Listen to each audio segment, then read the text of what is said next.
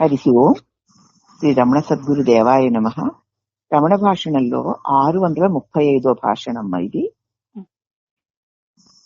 హాస్పిటల్లో ఉన్న ఆంధ్రులు ఒకరు కైలాసు, అమర్నాథులకి యాత్ర చేసి తిరిగి వచ్చారు.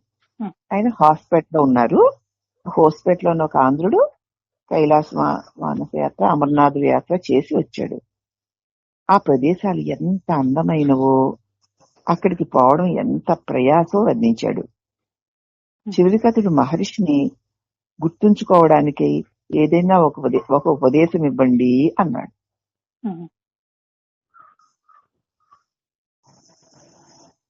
సరేలే, నువ్వు కైలాసానికి అమర్నాథ్కి వెళ్ళావు కదా, మరి ముక్తినాథ్ చూసావా అని అడిగారు. అప్పుడు భక్తుడు, లేదు లేదు, అది నా శక్తికి మించింది, కానీ నేపాల్ వెళ్ళాను, తాము ఈ స్థలాలకి వెళ్ళి ఉన్నారా ఏమిటి? అవి రెండు వెళ్ళావు కదా, ముక్తినాథ్ వెళ్ళి భగవాన్ ఇంతకు ముందే వెళ్ళొచ్చారేమో అనుకుంటున్నాడు వాడు. అమ్మో, ముక్తినాథ్కి వెళ్ళడం నా శక్తికి మించిందండి, నేపాల్ వరకు వెళ్ళి ఉన్నాను, అయినా తాము ఆ స్థలాలన్నిటికీ వెళ్ళి వచ్చారా అన్నారు. అంటే మహర్షి లేదు లేదు, ఏదో యథాలాపంగా ముక్తినాథు అన్నదాన్ని ప్రస్తావించానంతే, నేను ఎక్కడికి వెళ్ళలేదు, ఊరికే మాట కోసం ఇక్కడికి అక్కడికి వెళ్ళాను అంటున్నప్పుడు ముక్తినాథు వెళ్ళావా అన్నానంతే అన్నారు భగవాన్. కైలాసం వెళ్ళి తిరిగి రావడం మళ్ళీ కొత్త జన్మ ఎత్తినట్లే భగవాన్. అక్కడ దేహబుద్ధి పోతుంది.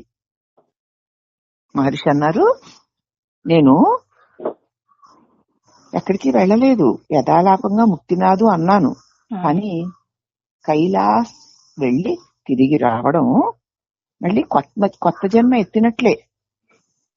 ఎందుకంటే నిజంగా కైలాష్ వెళ్తే, నిజమైన కైలాష్ వెళ్తే అక్కడ దేహబుద్ధి పోతుంది. ఎందుకంటే చచ్చిపోయినా పర్వాలేదు, దేహాన్ని వదిలేసినా పర్వాలేదు అని ధీమా ఉన్న వాళ్ళే వెళ్ళగలుగుతారు అక్కడికి. వెళ్ళారంటే దేహం మీద ధీమా వదిలేసుకున్న వాళ్ళే వెళ్తారు. అవునా? కాబట్టి కైలాష్ కనుక నిజంగా వెళితే తిరిగి వస్తే మళ్ళీ కొత్త జన్మ ఎత్తినట్టే. అక్కడికి వెళ్తే నిజంగా దేహబుద్ధి పోతుంది. దేహబుద్ధి పోతేనే అక్కడికి వెళ్ళగలుగుతావు నువ్వు.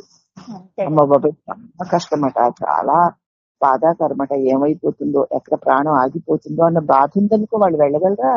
వెళ్ళలేరా? ఏదైనా పోనీ పోతే పోని కైలాష్ వెళ్ళాలి అని దేహబుద్ధిని వదిలేసిన వారే వెళ్ళగలుగుతారు. అయితే అమ్మ, ఇప్పుడు కైలాష్ మానస సరోవరం వెళ్లి వచ్చిన వాళ్ళందరూ దేహబుద్ధిని వదిలేసినట్టేనా అని అడగాలి. అయితే అప్పటి రోజుల్లో కైలాస మానస సరోవరం వెళ్ళడం చాలా కష్టసాధ్యంగా ఉండేది. వెళ్ళిన వాళ్ళు ఎంతో మంది తిరిగి వచ్చేవారు కాదు. ఇప్పుడు విమానాలు వచ్చేసాయి. అక్కడ కూడా రెస్టారెంట్లు, గొప్ప గొప్ప భోజనాలు, గొప్ప గొప్ప విహార స్థలంగా మారిపోయింది. అందుకని ఇలా ఈయన వెళ్ళి రయ్యను వచ్చేస్తున్నారు. వారు కైలాసకు వెళ్ళిన వారు కారు. నిజంగా ఎంత కష్టతరమైన కైలాస్ యాత్ర, మానస సరోవర యాత్ర చేశారు అంటే దేహాత్మ బుద్ధి వదిలిన వారే చెయ్యగలరు. ఇప్పుడు వెళ్ళి వచ్చిన వారు అట్టివారు కారు. ఎవరైనా గాని ఎప్పుడైనా గాని దేహం ఏమైపోతే అయిపోని, నాకు దేవుడే కావాలి అని అనుకోవడమే దేహాత్మ బుద్ధి పోవడం. ఇది దీని సారాంశం. కాబట్టి ఏదైనా కానీ ఈ దేహానికి నేను సాధించవలసిన దాన్ని సాధించి తీరుతాను, పొందవలసిన దాన్ని పొంది తీరుతాను, నేను జన్మ మృత్యువులు లేని నా నిజ స్వరూపములు పొంది తీరాలి అని గట్టి స్థిర నిశ్చయం నీకుంటే నీ నుంచి దేహాత్మ బుద్ధి అదే రాలిపోతుంది.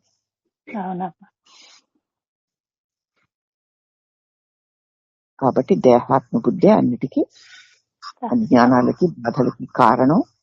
కాబట్టి నేను దేహాన్ని కాను అనేటువంటి జ్ఞానం కలగడమే మోక్షం అనేటువంటి సందేశం దీనివల్ల మనకు తెలియబడిందమ్మా. హరి ఓం నమః.